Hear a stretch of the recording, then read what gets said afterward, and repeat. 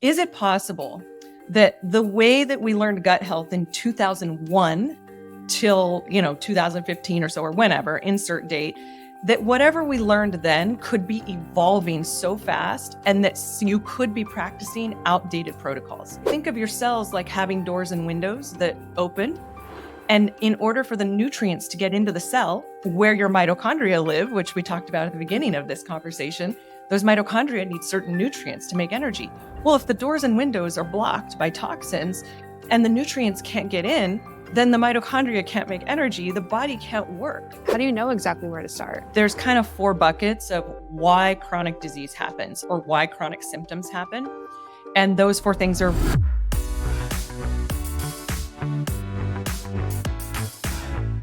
Hello and welcome back to the Vibrant Wellness Podcast. I'm Dr. Emmie Brown, here with my brilliant co-host, Melissa Gentile. Today, we're thrilled to welcome Laura Frontero. Laura is a nurse practitioner and functional health consultant known for her work in helping high-performing individuals improve their health and energy levels. Along with 25 years of clinical experience, she is also founder and CEO of BioRadiant Health and creator of 6 online functional medicine health summits. Laura's focus is to solve the root cause of chronic health conditions by supporting cellular energy production and detoxing the whole body to restore gut and mitochondrial health and reduce inflammation. Her work in the health industry marries both traditional and functional medicine, and she's known by her community as the Energy Lady. We're going to learn about that and so much more today. Laura, thank you so much for being here. It's a pleasure. Thank you for having me. Of course. Okay, so I don't want to waste time. I want to know about this Energy Lady title here. How did you get this nickname and what does it mean to you? Well, it all happened due to probably a huge failure. So a good story always starts with a failure or a flop, right? Yeah. And what really happened was back when I first transitioned from the Western medicine space into functional medicine, and I was working on figuring out how to best help and best support people. I had definitely a lot of experiences where I was running, gut restoring protocols, adrenal protocols, organic acids protocols, and people weren't always getting better. And so it set me down kind of a quest of, well, what's holding people back from restoring their health? Why do people plateau? Why do people not always get the same results? How can you run similar protocols and people not get same results? So what that really led me to study and learn about was mitochondria and how important supporting mitochondria health is when you're doing any kind of functional medicine protocol. And so that led me to, during my study, it led me to produce a couple of mitochondria summits and, interviewing so many experts around the world and kind of deep diving. Every time I want to learn new subject matter, I pretty much just produce a summit on it. And there's my big study. Sure. So yeah, so that's kind of what happened was I started producing these mitochondrial energy summits and bringing this information out to my community and my speakers communities. And then I started incorporating mitochondrial energy support into all my protocols. So interestingly, when I work with people on a gut protocol, the very first thing they do is take mitochondria support. And so this changed everything. People get such better results when you have the mitochondria producing energy at a higher rate because you need energy to heal. You need energy to restore your immune system. You need energy to detox. You need energy to restore your gut. And you even need energy to sleep. And so once I brought that in, everything started working better. People started getting better, and hence Energy Lady. So a good story starts with a good failure, I think. Yeah, I really love that approach because some people are like, oh, you got to start with the gut or you got to start with toxins or you got to start here. And it's like, I haven't really heard anyone say like, no, you need to work on your mitochondrial health and get yourself the energy that you need to heal. I love that. Yeah, cellular health. And so we do start with gut health. Actually, I do start with gut. And I always say I'm just kind of ninja. Like people don't want to start with mitochondria. It's not sexy, right? And it's like, that's not my problem though. I just want you to solve my digestive issues, or I want you to solve my brain fog, or I want you to solve my fatigue. Or so if I say, okay, we're going to start here, that's not super exciting for people. So we just kind of ninja bring it into the protocol, right? So, I mean, I explain, I'm giving this to you to support your mitochondria and we're doing all this for your gut, but it's just kind of slipped in, if that makes sense. And then how did you kind of get into this side of medicine? You did mention that you were kind of on the other side of medicine beforehand, before you started to have more of a functional approach. And obviously you are a nurse practitioner. Did this start with a personal journey, and did you grow up around this type of medicine at all? Or was it total, like, your experience? Yeah, I didn't know anything about this type of medicine. So I knew from the time I was a little girl that I wanted to be a nurse. And when I went away to college and I started doing the prereqs, and I was like, gosh, this is really hard. I actually sat down and read the course catalog cover to cover. That was back in the day when we actually had a catalog in college. It wasn't online. And so I had that course catalog and I read the whole thing, and I couldn't find a single major that was appealing to me. So I stuck with what I was doing and became a registered nurse first, worked in that arena for about a year and realized, oh, I'm not doing this the rest of my life. I'm going to keep going, and became a nurse practitioner. I spent 21 years working as a nurse practitioner for Kaiser Permanente, the biggest, HMO in America. And the ironic thing is that I worked in my first job in Western medicine, I worked in preventive medicine. Now, we do a lot of good in the Western space. We do work on preventing disease. However, it's just not the same as prevention from a natural medicine functional space. And let me explain. So in the Western medicine space, we do a mammogram as a preventive screening. We do a colonoscopy as a preventive screening. We, run lab tests as preventive screenings. However, I would argue that that's not really prevention at all. What that is an early detection system. We're looking for early disease to treat it. So a mammogram looks for early disease. A colonoscopy looks for early disease. The labs look for early disease. They're not actually preventive, but we bill it and call it prevention. And so one day the irony of that hit me, and I realized, like, this is not working for people. People are not actually getting better. After spending 2 decades, writing prescriptions and, prescribing and ordering diagnostic tests, and people were coming back saying, I still don't feel good. I knew there had to be something different. So it was about 15 years into my 21-year career as an NP that I actually stumbled on functional medicine. And it was gut health that I first learned about. And that just took me down a path of just learning as fast as I could, like drinking from a fire hose, as fast as I could learn this. Because once you see it, you can't unsee it. Once you learn it, you can't unlearn it. And you want to learn more and more and more. And as I learned that, and the more I became, the more I learned about functional medicine, I realized I can't work in the Western medicine space. It's not fulfilling me anymore. I can't help people with functional medicine in the Western space because it's just a different model. And so I actually started kind of a side gig. I was working for Kaiser, and I said, well, I'm going to become a health coach.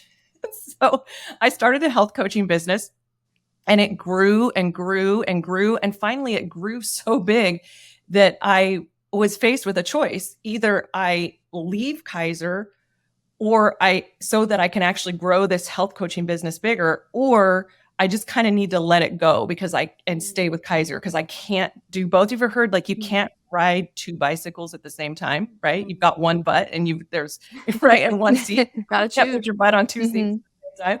So that's kind of what happened. And in 2022, I just decided this is it. And I retired early, left my pension on the table, and walked away from it all and stepped fully into my own business, which was the best decision ever. And so now I can truly practice real prevention. We can really help people with changing their lifestyle, identifying the factors that actually create chronic health conditions, symptoms, diseases. And now I don't work in a model where it's an early detection system. We're truly preventing. And so that was the best move ever. That distinction is so helpful, Laura, in terms of, screening, you're screening for what's already started, the disease that's already started, even if it's very low grade. And we really want to be proactive before that, true prevention.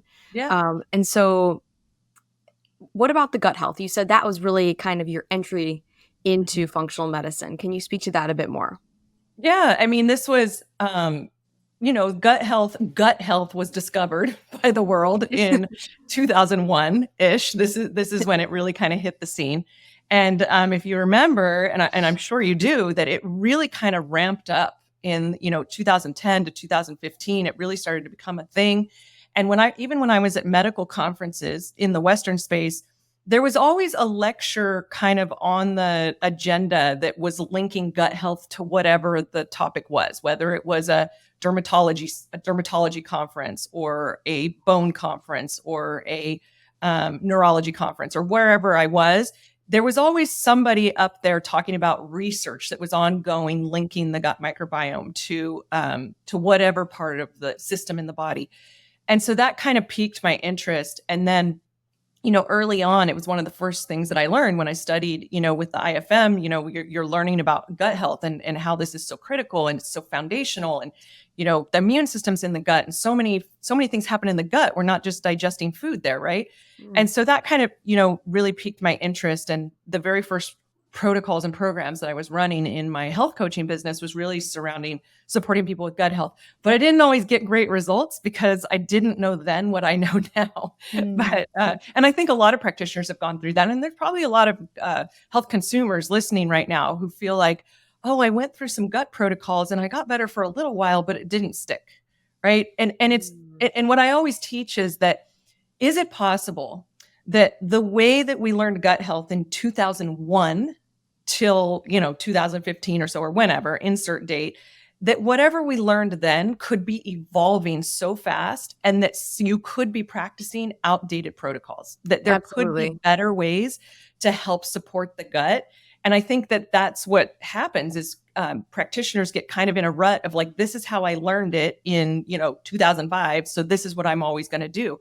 But it evolves and shifts, and there's new data, new information, new things coming out all the time about how to best support gut health. And one of the biggest shifts for me was when I just completely shifted to opening drainage pathways before I even start trying to kill off any type of microbes, any type of bad bacteria or parasites or fungus or anything. We spend a month with our clients really working on prepping their body to be able to even tolerate a huge gut restoration protocol. So people get much better results that way. Mm-hmm. And even with that, like speaking to gut health, like as we know in this side of medicine is we usually can't just treat one body system in isolation. No. So kind of opening up those detox pathways, we're working on the lymphatic system. And you even mentioned earlier that there's usually a few other things involved, or you usually have a few other foundations that you like to look at. So even thinking about environmental toxins, infections, nutrient deficiencies, and stress, like how does this all kind of play a role? And when you start working with someone, how do you know exactly where to start? Yeah, well, I always teach that there's four main, reasons, root causes, however you want to think about it. But there's kind of four buckets of why chronic disease happens or why chronic symptoms happen. And those four things are what you just mentioned. So there's chronic infections in the body.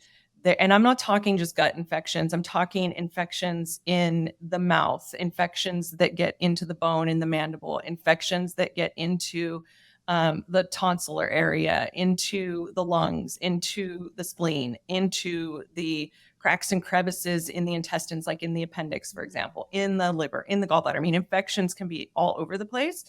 The urinary tract loves to harbor infections. So these infections really keep your immune system busy working on those problems. And this is going to affect other systems in the body. Now, toxins, I mean, at the crux of it all, right? We live in a toxic world. Toxins are a huge problem. Toxins today are far worse than they were 50 years ago, 100 years ago, even 10 years ago. I think we were in a better situation than we are now. But I can't believe the amount of toxins that we see coming out. Like if you just read reports from the EPA, or you just keep your eyes open and read studies as they come out. I mean, new chemicals are being developed constantly in our developed worlds, and our bodies were not meant to deal with this. So in the toxin buckets, you've got the mold mycotoxins that's coming from food, wet buildings, outside decomposing plant matter, wherever it's coming from. You're breathing in toxins, you're breathing in heavy metals, you're breathing in pesticides and herbicides, you're breathing in environmental toxicants from industry and whatever is happening in the area that you live in. Maybe it's agriculture, maybe there's some sort of industrial manufacturing. Maybe you live in a flight zone and there's jet fuel, falling on you. Who knows what you're breathing in, right? It's a combination. There's radioactive elements in the water that we're drinking.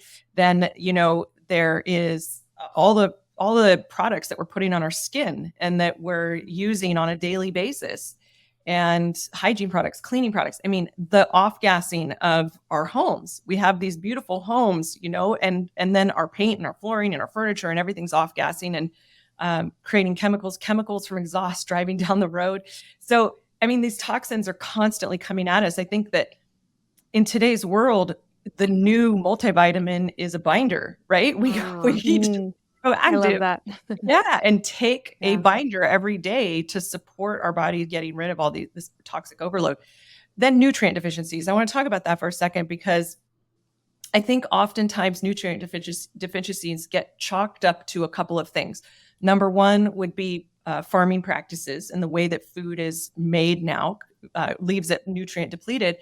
Also, you could argue that people are not eating nutrient dense food as they should, that they are not rotating their food or eating diverse foods and eating the same things over and over, and just eating nutrient depleted. So yes, that is happening, but there's two other reasons that I would say we have nutrient deficiencies. The first being those infections that I just mentioned.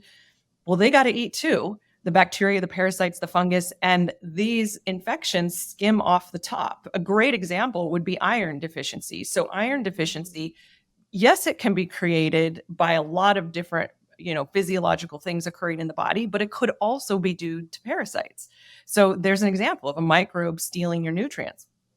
And then the other thing is that all these toxins that we're getting exposed to, your body is not equipped to deal with them. So your body is trying to, they're coming in faster than they can get out. Your body's not equipped to deal with it. So your body is actually trying to find places to put these toxins, to pack them away so that you can function.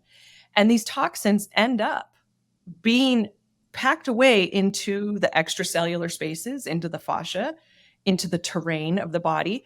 And then from there, they end up going into the cells and blocking cellular receptor sites. So I always say, think of your cells like having doors and windows that open. And in order for the nutrients to get into the cell where your mitochondria live, which we talked about at the beginning of this conversation, those mitochondria need certain nutrients to make energy. Well, if the doors and windows are blocked by toxins and the nutrients can't get in, then the mitochondria can't make energy, the body can't work. And so moving those toxins off cellular receptor sites so they can actually receive nutrients that you're eating. So nutrient deficiency is a deep problem. And a lot of it is caused by the first two problems, infections, toxins. And then the fourth thing that is underlying a lot of our chronic health conditions is stress and trauma. And this is something that in the beginning of my practice, I really didn't focus on much. We didn't talk a lot about this in the Western space. Interestingly, the very first job I ever worked in was like I said, in a preventive medicine clinic as a nurse practitioner.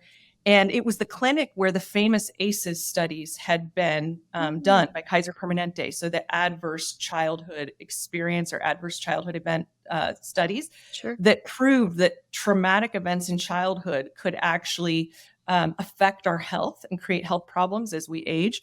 And they did a lot of research around those childhood events and obesity and heart disease and diabetes. And there was a lot of research around that.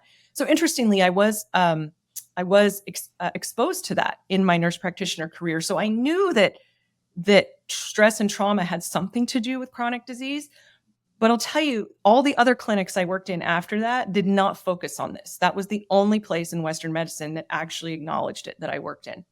So I had kind of forgotten how important that was until I came back to, functional medicine, until I found functional medicine. And then I started working with people, and sometimes people just wouldn't get better. And you're scratching your head because you're doing all the things, right? You're doing the gut health, you're detoxing, you're supporting their mitochondria, you've looked at their adrenals, you've run an organic acids test, you're replacing their nutrients, you're solving all the problems, and they're still not getting better. And I used to go back to my mentors and say, what am I doing wrong? And you know what they said to me? They said, Laura, what trauma have they had in their life? What stressors are they not solving or dealing with? That's where you need to go. You can't give them a protocol to solve this at this point. And so I can remember in my health coaching career, I've had a handful of people I've worked with that I could not help. I could not get better. And it was because they weren't doing the trauma release work. They weren't handling the stress. So this brings us to the nervous system, right? And nervous system support is so critical. Well, now we just bake it into our programs. We bring in nervous system support. We bring in tools to help people handle trauma and release it without reliving it. Like, you don't have to do that. You can create new neural pathways in the brain. But I think back to your original question is, you were asking about gut. So all of this that I just outlined completely affects gut health. Gut is foundational. I love to start with gut because we can get results really fast if we help people with gut, because the gut is so involved with all other processes in the body. As you know, it's connected to brain health. It's connected to immune health. It's connected to your mitochondria. Your gut and your mitochondria communicate constantly. It's connected to every other system in your body, which is why back in the day, all these medical conferences I went to, they were studying the gut as related to every single system in the body because they were figuring it out. Oh, it's all related. So you've got to start there, in my opinion. And when you're working with people, you have to get them feeling better fast. If you don't get people relief from their symptoms, they are not going to keep going. I mean, let's face it, functional medicine is not covered in most cases by insurance. It's a lot of out-of-pocket spend. Supplements are not cheap. Labs are not cheap. Working with practitioners is not cheap. You got to get people feeling better fast. So this, I think, is really critical. If they're not feeling good, they're going to give up, and that's not helping them. And it's kind of doing a disservice, actually. What's an example, Laura, about for getting people feeling better? Give you some time as a practitioner, maybe some wiggle room. Yeah. Because that's such a great point. Symptom support has its time and place. Absolutely. Yeah. So right off the bat, like I mentioned, we start working towards supporting mitochondrial energy production. We start working towards opening drainage pathways. So right away, we're supporting liver, we're supporting bile production, we're supporting reducing inflammation in the body. So immediately, these are kind of the things I'm targeting. I'm targeting inflammation, I'm targeting liver, I'm targeting mitochondria, and I'm getting them immediately on some binders to start kind of mopping up whatever is hanging out there. Binders that work really well in the gut. I mean, there's different types of binders that'll go deeper into the body, but I start with binders for the gut let's just start mopping things up. And I think critical thing number one is get people pooping. I mean, this is so important. What if they're not pooping? This is literally step number one. Is if you're not pooping every day a bunch, then we need to support you to do that. A bunch. Yeah.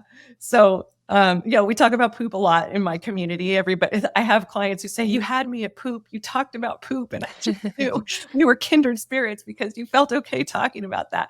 I mean, it's so important. If you're pooping, if I would say, turn around and look in the toilet. If the amount of poop that you got out of your body was this long, even though you do that every day, you're constipated. That's not enough. Mm-hmm. You need to be pooping like this long. If you lined it all up, it should be about a foot. I'm glad we have video component right now. I know, and it doesn't have to come out all at once. It could come out in pieces, and you could have 3 times a day. But let's kind of mentally think: did I poop at least a foot long of poop each day? How many times can I say poop in a minute here? Right. So that's critical. If that is just so important. Once you can get people going to the bathroom, they feel so much better. They're like, what did you do? I feel so good. My brain feels better. I slept last night. My energy feels better. I don't ache as much. It's like, yeah, because you got that out of you. How are you getting it out of them, Laura? I have to ask because there are so many people really struggling with constipation who say they've tried everything. They've done the mag citrate. They're doing the prune juice. They're on pharmaceuticals, whatever. Yeah.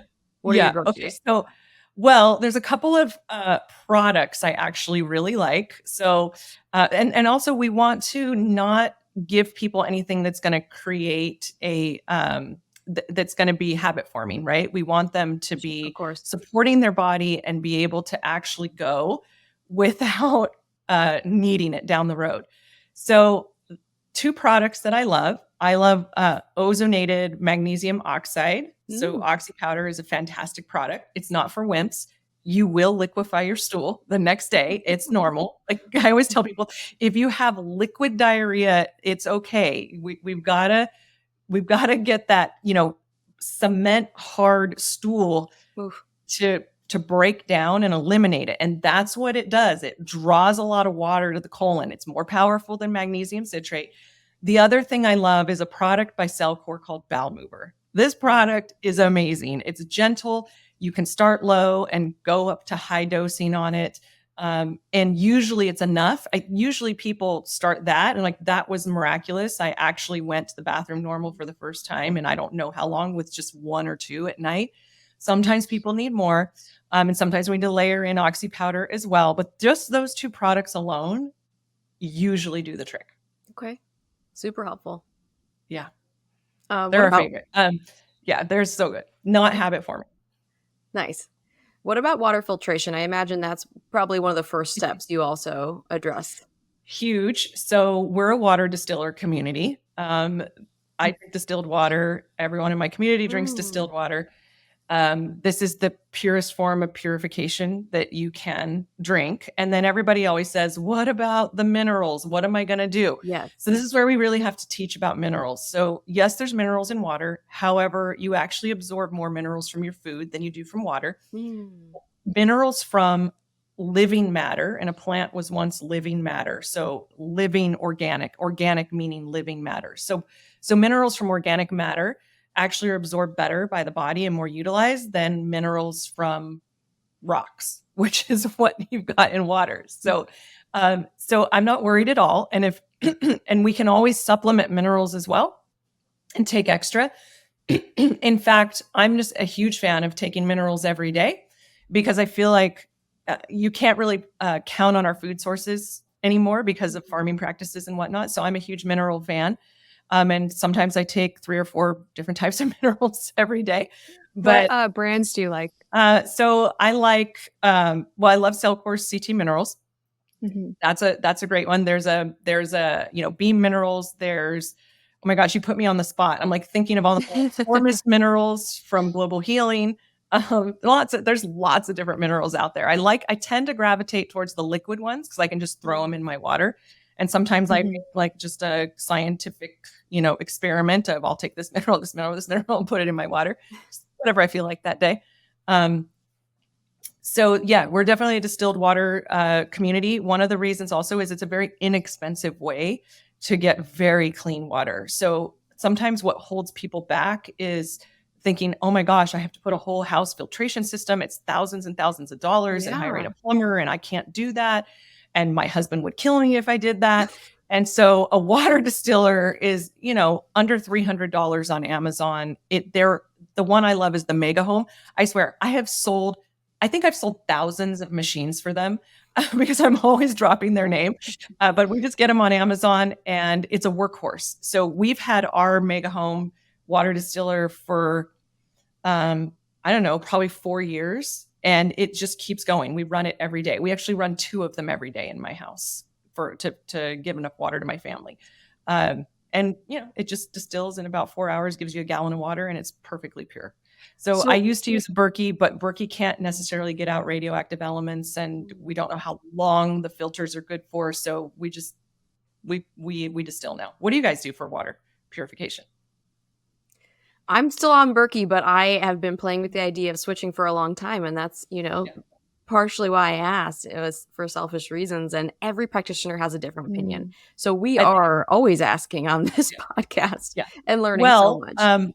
One of the people that I mentored with trained me at one point that reverse osmosis systems are actually tricky because they can grow mold inside of the closed system. Oh, I've heard this. Mm-hmm. Yes. Oh, okay. And so that is my concern about reverse osmosis.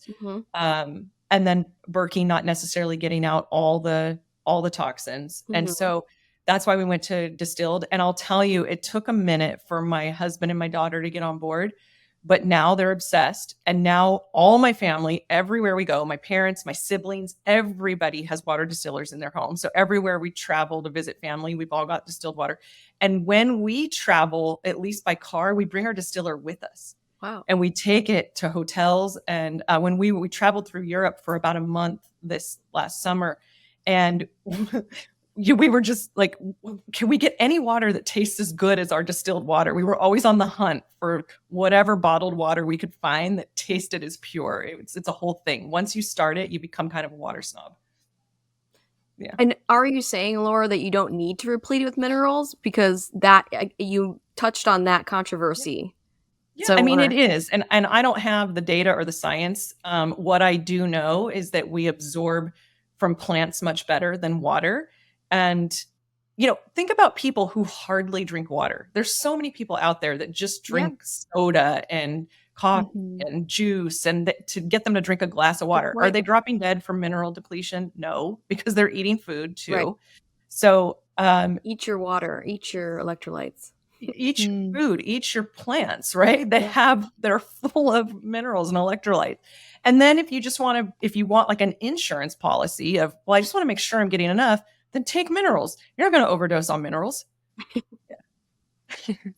And Laura, so you just mentioned coffee, and as a very avid coffee drinker myself, I always like to kind of get into this topic of cortisol. I know it's a huge trend right now. Everyone's trying to do like these low cortisol, like supplement routines and eating schedules and all of this. But I think as practitioners, there's a lot of practitioners seeing a lot of low levels of cortisol out there on different testing. So I kind of just want to get your thoughts on like, what are you seeing in your patients? People coming in with high cortisol, low cortisol, like how do you manage that? Where do you start? Yeah. And I know you have a personal story with this too. Yeah, I do. So, cortisol is one of those things that can really wreak havoc on your healing process. If I'm working with someone and they are just saying, I feel like I'm not having a breakthrough in my gut protocol. I feel like I should be doing better. I'm doing all the things. My next question is, okay, what's happening with your cortisol? Because if it's spiking high, which is going to run your blood sugar high, which is going to put you in this state of not being able to heal and completely, running in this, sympathetic fight or flight state, you're never going to be able to get on top of this and get over the hump and get over the plateau. So when we run cortisol tests, so first off, we do saliva testing that measures your saliva throughout the day, not just a one-time, cortisol test. That's not as helpful as being able to see what's happening all day long, and you can see the pattern of cortisol. We see an overwhelming elevation in cortisol in people that we test. I rarely see a completely what I would call flatlined cortisol. That can happen when you've just been so tremendously stressed and traumatized that you've just kind of burnt out your cortisol production, which is that's a pretty rare thing. Most people just run high. And if we can get that cortisol down into normal range, what happens is people start to sleep better. People start to feel their mood is better. They start to feel more like inner peace, right? Because they can get into a parasympathetic healing state much easier. And they're able to repair their gut much faster as well. So it is supportive in my own. Also, if you're thinking about, thyroid hormones, if you're working on any of these things, you also have to think about cortisol. So in my own experience with cortisol, I think it was right around the time when COVID hit and the world locked down, and I was still working for Kaiser. I was also working in my own business, and it was just a super stressful time for everyone. And out of nowhere, I started having terrible night sweats and hot flashes. And it was like, oh my gosh, what happened here? Am I like hitting menopause all of a sudden? And I ran a cortisol test, saw that my cortisol was high. Also, my blood sugar was running high. My hemoglobin A1C was pre-diabetic. I was around 5.6. And I put myself on a cortisol normalizing protocol. And within 2 weeks, hot flashes were gone. And within a couple of months, hemoglobin A1C retested was completely normal. So that's what it was that caused the problem. But I think it's an important part of evaluation. I wish that people would and could spend the money on the labs because it could really expedite people's healing process when they actually bring the labs in. that's the piece I love about functional medicine is the lab evaluation, the science geek in me, and even the Western medicine practitioner in me who used labs as a tool for 2 decades. I love that we can do that in functional medicine. It's just a different tool set, right? It's a different set of tools and more effective, in my opinion. Gives you a better picture too. You can actually see what's going on. It incentivizes people too. Totally. If the data people incentivize. Oh, let's just talk about that for a second. So if you can see, like, let's just talk about a gut test. If you can see on your gut test that you've got low pancreatic elastase, that you've got, a high anti-gliadin IgA, you're reacting to gluten, you've got low enzymes for digestion, and you've got a parasite. Let's just say you see those 3 things on the test. How motivated are you going to be to cut out the gluten, take the digestive enzymes, start slowing down and chewing your food better, and actually taking the antimicrobials and support to get rid of that parasite? You are so motivated because you see it there. Now you're like, oh, that's what's causing my problem. It gives you so much purpose just to see it black and white, like on a report like that. Yeah, it does. Actually, when I very first started health coaching, I used to not run labs. Because you can run gut protocols and all kinds of protocols based on symptoms alone, based on history and symptoms.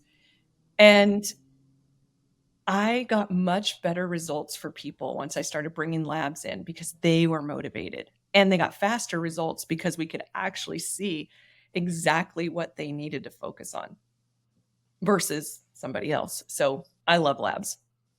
And Laura, I do want to pivot just a little bit.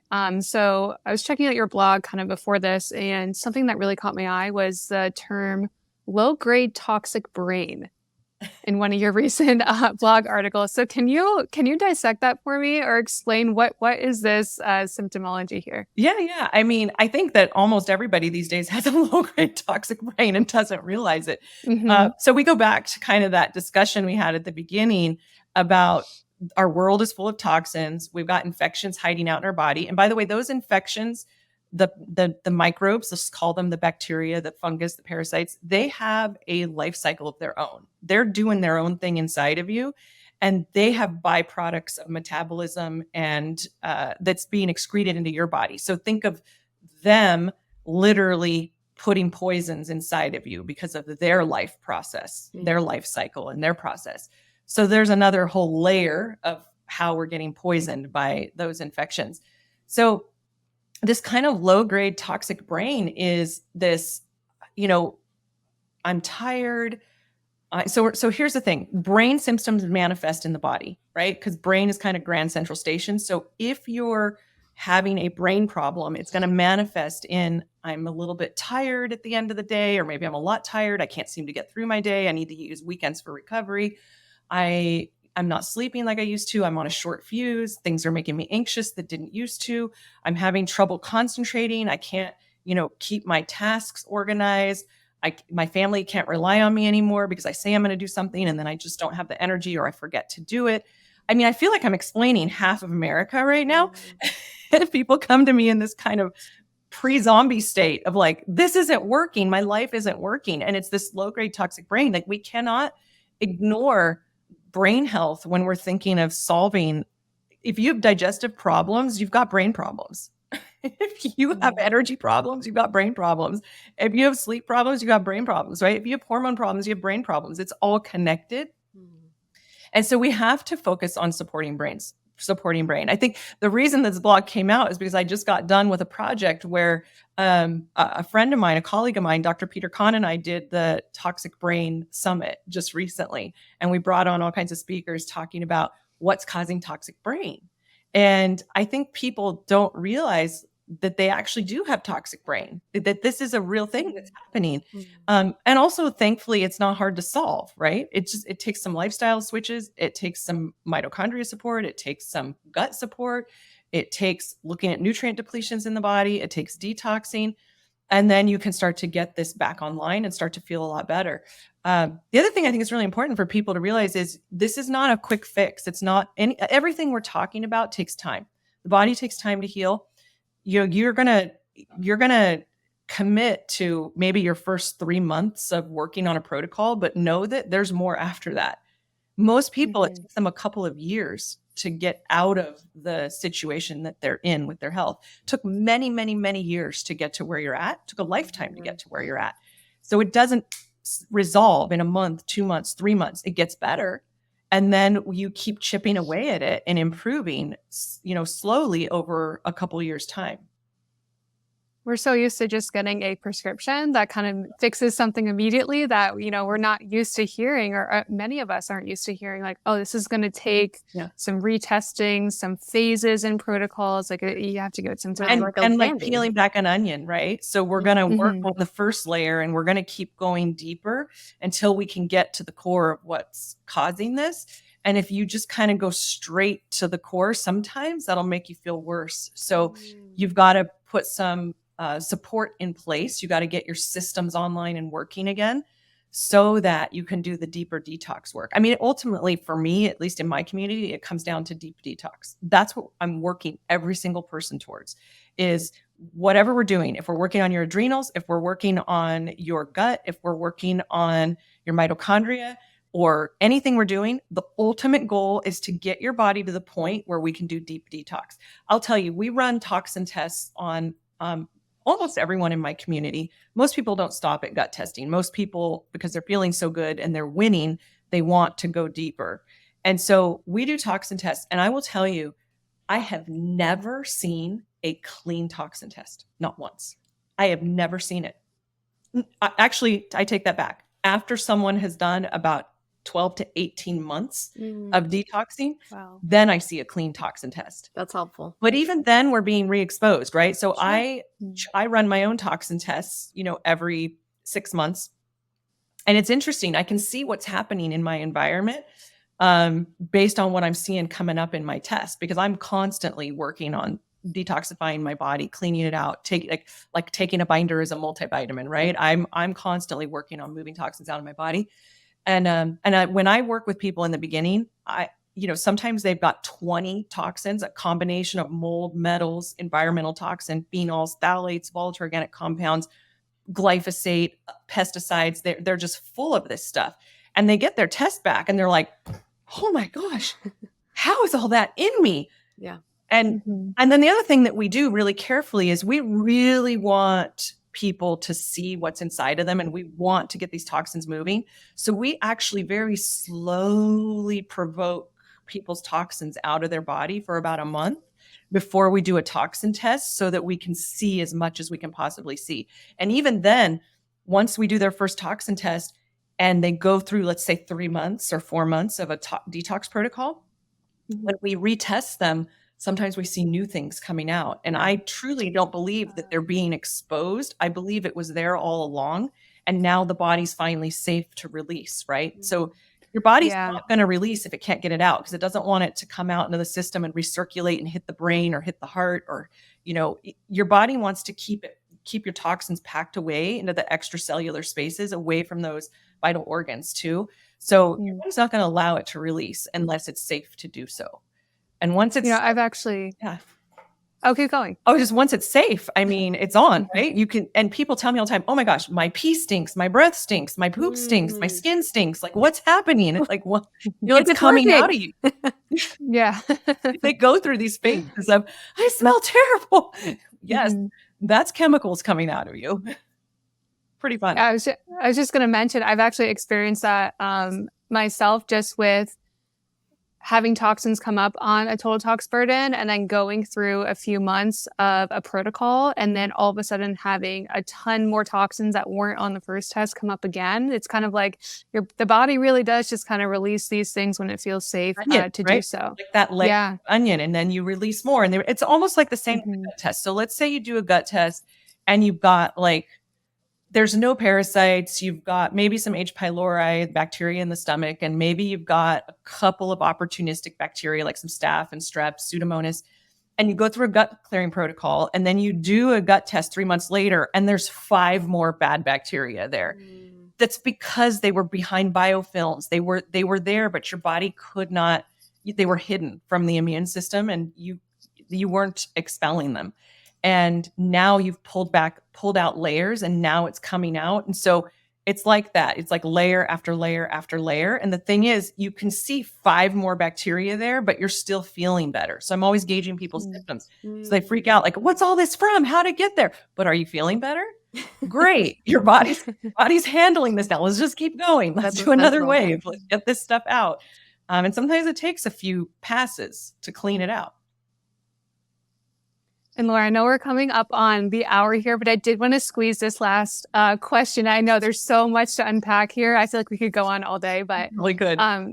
You talked earlier how you got the nickname the Energy Lady. We started to talk about mitochondrial health and how it's such an important thing in your healing protocol. So I have to ask, and I have to ask on behalf of our listeners too, what are some like supplements, lifestyle changes? Yeah. Give us like maybe a couple tangible things that we can walk away with today on how I can go improve my mitochondrial health. Yeah. So when you are wanting to, mitochondria, we actually make new ones. Our body gets rid of old ones and we make new ones. It's called mitogenesis. We create new mitochondria. And in order to do that, you have to be able to go through a process of what is called autophagy. I've also heard it pronounced autophagy. Depends on who you're talking about. Potato. I like to say autophagy. Mm-hmm.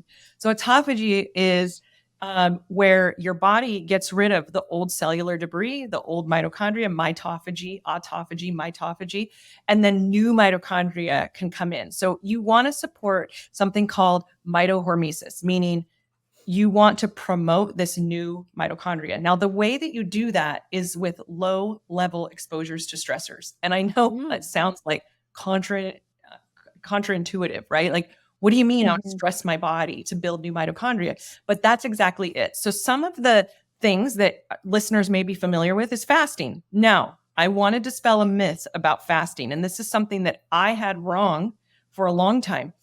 You actually do not get into an autophagy state with intermittent fasting. That is actually not true.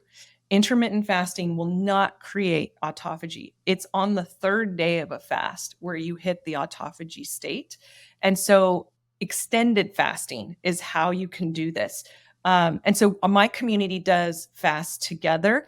And, most people don't do well with a water fast. It's hard to do. It's painful. You're starving. And then there's the worry of losing muscle while you do that. So what we do as a community is 5-day Prolon fast. So Prolon is a fasting mimicking diet. And that's something we could talk about for a whole hour, but I'm just going to leave that there and say it's a great way to get to that full fast benefit and building mitochondria and all the benefits of it without losing muscle or having to go through a water fast. So fasting is the first thing.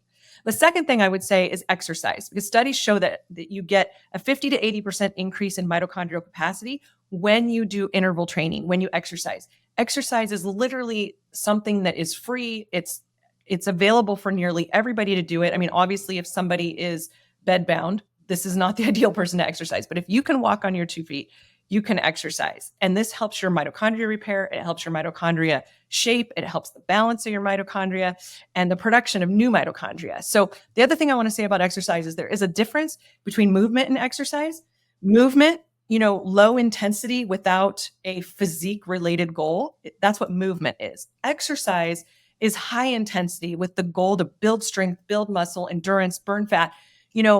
Back when I worked in Western medicine, I always used to tell my osteoporosis women, go for a walk every day. I mean, that is movement. That is not actually exercise. Now I tell my women, lift heavy weights, right? And myself included, because I'm 51 years old. I'm in menopause and I need to be lifting heavy weights right now. So actually, before we started this call, I was working out with my trainer and did a heavy lifting. So I'm going to be hurting today after I get up from this interview. But heavy lifting is good for your mitochondria as well. So couple more things. Let's talk about cold exposure. So shivering recruits mitochondria to generate heat. So things like cold showers, cryotherapy, cold plunging, all of that is going to help mitochondria. And then heat exposure. So sauna bathing, that actually sends a mild stress signal and triggers a cellular response. And that cellular response requires adaptation. And it creates this beneficial response in mitochondria and really increases the functional capacity of your mitochondria. And then, of course, there's nutrients. So let's talk a little bit about nutrients here. I think that you wanted to talk about some supplements, right? So you got to think about when you run an organic acids test and you can see the mitochondria section, you can see fat and carb metabolism, and you can see mitochondrial energy production. And when we test people, we can see, are they having a problem burning fat for fuel, burning carbs for fuel, because that's what your mitochondria want to use to make energy, or are they having a problem somewhere in the citric acid cycle? So the carbs and the fat is the first phase of the mitochondrial energy production, the burning of those for fuel, and then into the citric acid cycle, and then out through the electron transport chain. That's as high level science as we're going to go here today. But anywhere along that whole process, there can be missing nutrients, cofactors that are needed. Now, we can tell exactly what's needed when we run an organic acids test. But if you just wanted to start to do something to support, here's some nutrients that can help. So B vitamins, big one. I see so much B vitamin, and I don't want to call it deficiency because an organic acids test is not looking at a deficiency, it's looking at a need, right? You can have a normal serum, B profile, but a high need on organic acids test. So I see a lot of need for B vitamins when I run organic acids. CoQ10. CoQ10 is super important. It supports energy production inside the cells. It's part of the electron transport chain and necessary for that ATP energy production. And then for people who can't burn fat effectively for fuel is carnitine. L-carnitine is an amino acid that transports the compounds and stimulation and production of glutathione. It's really important for energy production and detoxification. And we run an organic acids test, we can see if they've got a problem in that pathway there and might need it. Magnesium, mission critical. When I run organic acids, I see high need for magnesium in almost everyone I test. I would say it's an epidemic of not getting enough magnesium. Is it because of depleted food sources? Is it because we just need more of it because our bodies are working harder? I think it's a little bit of everything. It's a crucial mineral. It supports over 300 enzymatic reactions in the body and critical for energy production. Alpha lipoic acid is another one. And, we could have talked about this when we were talking about adrenal health. Alpha lipoic acid is really important. If you have a high, cortisol level and you're spiking blood sugars, then alpha lipoic acid is going to help normalize and bring that down. So we always bring that into people's protocols for adrenal support as well. And then just some other, supplements that are great: resveratrol, curcumins, D-ribose. All of these are good for ATP energy production. If you were going to do like anything to help, I would say take a B vitamin, take some magnesium, take some amino acids, and call it a day. That's gonna be a huge support to your mitochondria. And get out there and move your body, sweat hard, and try the cold plunging. I hate it personally. It's like, I don't love it. Try a 5-day, fast, try a fasting mimicking diet, and that'll boost your mitochondria. But get some labs, work with a practitioner, and get some labs, because we can really dial in what your body needs. There's so much there that we can just take away from. I feel like you just gave me a whole list of things to start looking at. Practical. I love it. Yeah. Oh, good. I'm with you on the cold plunge. It's definitely a love-hate relationship there. Funny. So when I mentioned I was in Europe for a month over the summer, it was really cool because, now that I have a completely virtual business, we went there and we played and I worked, and it was fun because the US is sleeping while Europe is awake. And so I'd go play all day. And then at 4:00 in the afternoon, that America, starts coming online to work. And then I'd work in the evenings. So all day with my family, evenings working. But my point is, while I was there, I was in Ireland in June, and it's really cold in Ireland, even in June. And I went cold plunging in the Irish Sea. And it was, like the friends, we were visiting friends, and they do it every day. They go to the sea, and it's this whole thing. There's these like bathrobes that are made for doing this. So you're at home, you strip down, put on like this swim bathrobe that's like nice and cozy on the inside, but like waterproof on the outside because it rains a lot there, right? And so you get this big bundle, it's like a blanket, and you run out, take it off, strip down, jump in the ocean, and hang out in there as long as you can, jump out, put on your big bathrobe, and go home, drive home. It's so funny. Invigorating. It was invigorating, but I mean, I wouldn't have done it if I didn't have a friend kind of pushing me to do it. Were you glad that you did it though after? I was so glad I did it. But the next day when she said, "Do you want to go cold plunging?" I was like, pass. Oh, yeah, it's hard for me. I don't love it. That takes a lot of self-control to do cold plunging. Yeah, for me. I'm human. I hear that. I'm human. Yeah. I'm not perfect. I do a lot of stuff. I do a lot of biohacking stuff, but that one's hard for me. We choose our battles, I always say. Yeah. Mm. Yeah. Well, Laura, this episode has been packed full with so much information, so many great details, so many things that we are going to take away from this episode and our audience as well. And kind of speaking of that, if anyone tuning in today wants to be able to find you online or connect with you, read your blog, where can we find you? Oh, at laurafrontero.com. My name is spelled Frontiero, like the great frontier with an O on the end. That's how I always tell people to remember how to say it. And on Instagram, at laura.frontero. And we'll link these down below in the show notes so that you guys can easily find Laura online. And Laura, again, thank you so much for taking the time today to be on the podcast. And until next week, wishing us all vibrant health and wellness. Thanks. Thank you so much for being here today. Don't forget to leave us a review and subscribe so we can continue to pay it forward together. And remember, the key to longevity is knowledge. Keep learning, growing, and tuning in to the Vibrant Wellness podcast to discover the latest insights and strategies for optimal health. Join us again next week. Just a reminder, this podcast is for educational and informational purposes and is not a substitute for professional medical advice, diagnosis, or treatment. The views expressed by guest and host are their own and do not necessarily reflect the official policy of Vibrant Wellness. As always, consult your healthcare provider before applying any recommendations that you heard here today.